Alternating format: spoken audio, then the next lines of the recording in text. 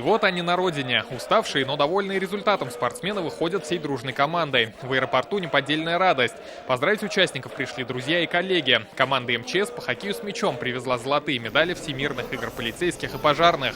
Команда по ходу турнира прибавляла прежде всего в уверенности.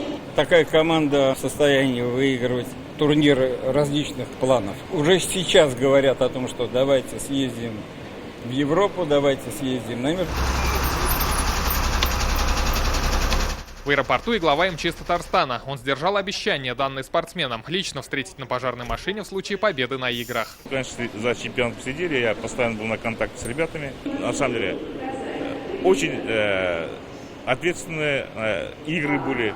Ну, тем более, в Китае одержать такую серьезную победу, для этого нужно то, что я сказал, начиная от психологической устойчивости и мастерства, наигранности. Всемирные игры проводятся с 1985 года. Участники соревнуются более чем в 50 дисциплинах. В этом году состязания проходили в китайском Чэнду. По ходу турнира по хоккею с мячом наша команда заняла первое место в группе. В полуфинале были повержены французы со счетом 13-0. В решающем поединке татарстанцы оказались сильнее канадцев 5-1.